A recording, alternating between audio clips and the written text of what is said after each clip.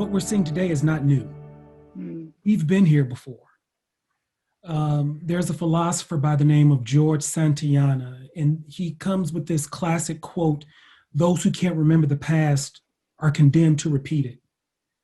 So when we think of all of the public tension and the various discourses and this threat of violence, we just celebrated in death John Lewis, C.T. Vivian. You know, we like to celebrate people like Martin Luther King and Rosa Parks, but they have actually given us an example of how we can have this public discourse. It was a painful example, but they've given this example. And in each of those, you know, if we could just sum all of it up, their expression was about, we are all citizens. And what does it mean to be a citizen and to be treated like a human being? What does it mean to be an American? There was only one thing. It wasn't culture. It wasn't your background. It wasn't the tone of your skin.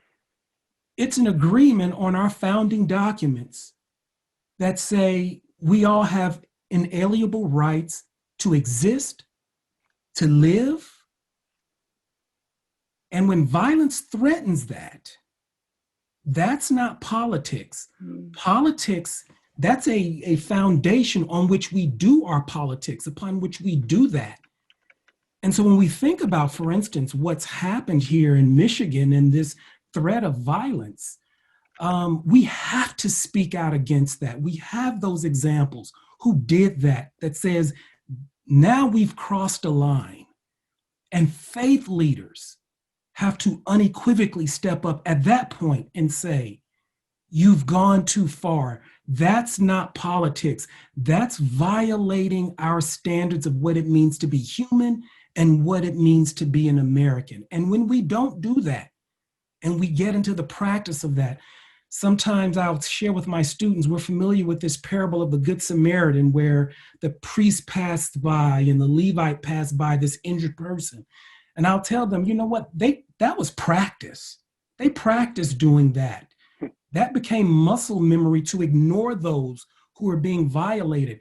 When that happens, now it's dangerous because we run the risk of undermining our capacity to be moral agents. And that's one of my biggest concerns. We've seen this before. We celebrate these examples. We commercialize their names. But at the same time, we negate the values that they stood for, mainly which every life is valuable. Everybody is important. And it's upon that we do our politics.